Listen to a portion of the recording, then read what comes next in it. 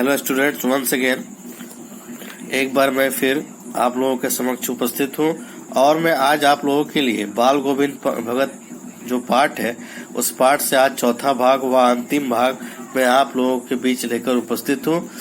तो चलिए चौथे भाग का हम लोग प्रारंभ करते हैं। बाल गोविंद भगत की मौत उन्हीं के अनुरूप हुई, यानी बाल गोविंद भगत जो जैसे थे, जैसा दिखते थे, जैसा कार्य करते थे, है ना, उन्हीं के अनुरूप उनकी मौत भी हुई। वह हर वर्ष गंगा स्नान करने जाते, स्नान पर उतनी आस्था नहीं रखते थे, विश्वास नहीं रखते थे जितना संत समागम और लोक दर्शन पर। ठीक है, पैदल ही जाते। करीब 30 कोस पर गंगा थी। साधु को संबल लेने का क्या हक? साधु को संबल का अर्थ होता है सहारा, किसी का सहारा।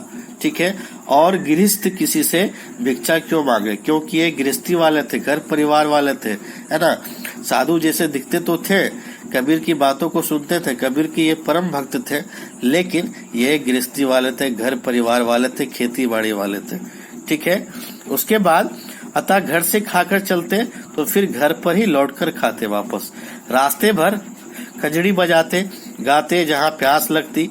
खजड़ी का जैसे मैंने पिछले पार्ट में भी, इसी पार्ट में पिछले भाग में मैंने बताया था कि डफली जैसा दिखने वाला एक छोटा वाद्य यंत्र होता है, उसे हम लोग खंजड़ी कहते हैं। ठीक है, 4-5 दिन आने जाने में लगते, 4-5 दिन आने जाने में लगते। ठीक है, किंतु इस लंबे उपवास में भी वही मस्ती, वही उमंग। अब बुढ़ापा आ गया था, बुजुर्ग हो गए थे, किंतु टेक वही जवानी वाली। इस बार लौटे तो तबीयत कुछ सुस्त थी, कुछ मिजाज थी। खाने पीने के बाद भी तबीयत नहीं सुधरी।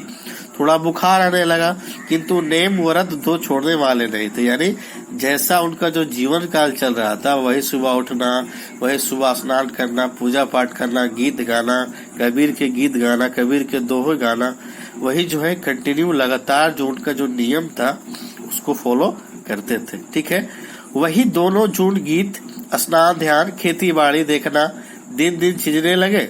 लोगों ने नहाने धोने से मना किया, आराम करने को कहा, किंतु हंसकर टाल देते रहे।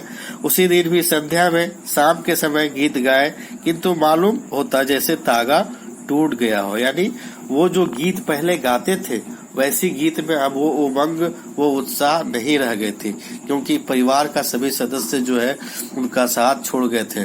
पहली पत्नी साथ छोड़ के चली गई, मृत्यु हो गई, देहांत हो गया, फिर बेटे की देहांत हो गया, फिर जो बहू है वो भी वापस चली गई, और ये जो है अकेले रहने लगे थे, अपने आप को अकेला महसूस करने लगे थे। तो वास्तविक रूप से ये होगा कि उमंग, जो उत्साह पहले था, वो अब धीरे धीरे समाप्त हो रही थी। ठीक है, माला का एक एक दाना बिखरा हुआ। भोर में लोगों ने गीत नहीं सुना। सुबह के समय प्रायः वो प्रतिदिन सुबह के समय स्नान करने के बाद, पूजा पाठ करने के बाद वो कबीर के गीत गाते थे। लेकिन जब लगातार वो गीत गाते थे, लेकिन अचानक से वो गीत गाना बंद हो जाए तो लोगों को आश्चर्य होने लगा कि आज सुबह सुबह गीत क्यों नहीं गा रहे हैं, क्या बात है। जाकर देखा तो बाल गोविंद भगत नहीं रहे।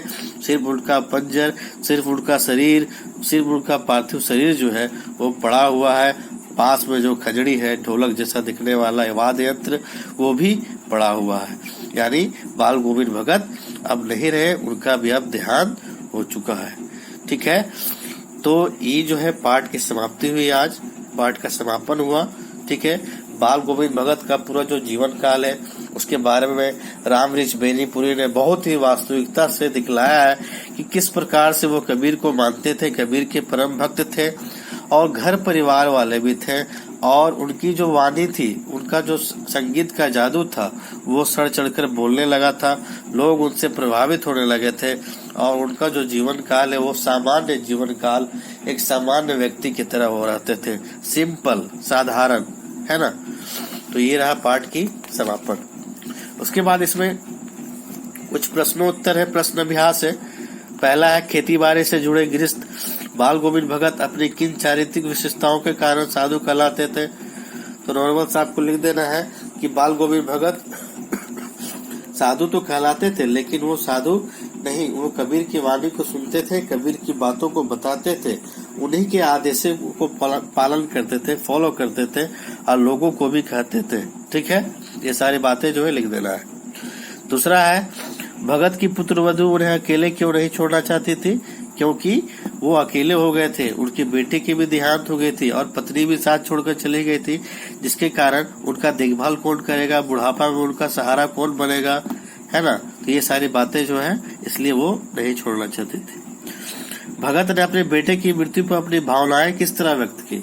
तो भगत ने अपने बेटे की मृत्यु पर अपनी भावनाएं जो है, वो आंगन में चटाई पर लिटाकर एक सफेद कपड़े से ढक रखा था, कुछ फूल तोड़कर लाए थे और कुछ तुलसी के फूल, और वहां पर बैठकर जो है वो एक प्रकार से गीत गा रहे थे और लोगों से जो है, और अब उसकी पत्नी को, अपनी बहू को भी उत्साह मनाने को कह रहे थे, ना कि दुख मनाने को कह रहे थे, क्योंकि आत्मा का परमात्मा से मिलन हो चुका था और जब मिलन हो जाता है तो हम लोग उत्साह मनाते हैं, ना कि दुख।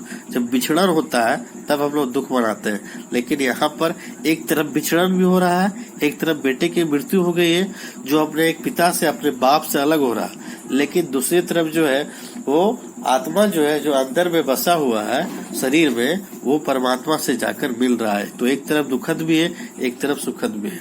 ठीक है, तो ये सारी बातों को लिख देना है। बाल गोविंद भगत की दिनचर्या लोगों के अचरज का क्या कारण हुई थी? तो सिंपल है कि बाल गोविंद भगत का जो दिनचर्या था, यानी प्रतिदिन वो क्या करते थे, उसी बातों को यहाँ पर लिख देना है कि प्रतिदिन वो सुबह उठते थे, स्नान करते थे, पूजा पाठ करते थे और खजरी लेकर जो है प्रभातिया गीत गाना शुरू कर देते थे, कबीर के गीत गाते थे, दोहे गाते थे। तो ऐसी बातें देखकर लोग आश्चर्य होते थे। ठीक है, पाठ के आधार पर बाल गोविंद भगत के मधुर गायन की विशेषताएं लिखिए। पाठ के आधार पर बाल गोविंद भगत के मधुर गायन की विशेषताएं निम्नलिखित है, ऐसा लिखिएगा।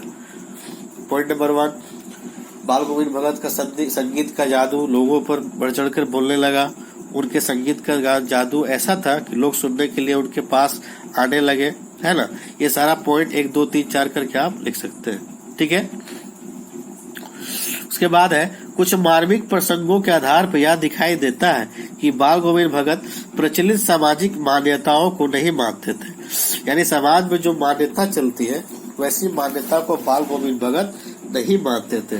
उनका कहना था कि जो आप काम कर रहे हैं उससे उत्साह पूर्वक काम करना चाहिए, पूरे मन से, पूरे लगन से करना चाहिए। ठीक है, और वो कहते थे कि जैसे कि पुत्र की मृत्यु हो गई तो पुत्र वधू को क्या है, शोक मनाने का स्थान पर वो कहने लगे कि उत्साह मनाओ, क्योंकि आत्मा का परमात्मा से मिलन हो गया है ना। और दूसरी है कि पुत्र वधू को, भाई को बुलाकर कहते हैं कि इसकी दूसरी शादी, इसकी दूसरी विवाह कर देना। ऐसी बातें हैं, ये सब बातें जो है सामाजिक मान्यताओं को वो नहीं मानते थे। ठीक है, धान की रोपाई के समय समूचे माहौल को भगत की स्वर लहरियां किस तरह चमत्कृत कर देती थी, उस माहौल का शब्द चित्र प्रस्तुत करना।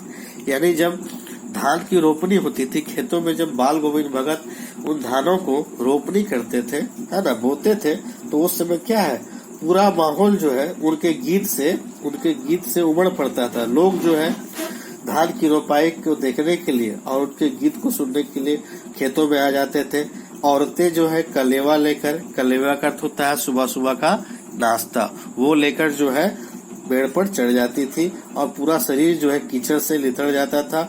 और उनका जो गीत था, उनके गीत को सुनते सुनते बच्चे, बूढ़े, औरतें सभी जो है झूमने लगते थे, उत्साह पूर्वक मनाने लगते थे। ठीक है, समझ में आ गया? तो ये रहा इसका प्रश्न अभ्यास, इस हिसाब से आपको इसका उत्तर लिखना है। ठीक है, तो मैं अपनी वाणी को विराम देता हूँ। धन्यवाद।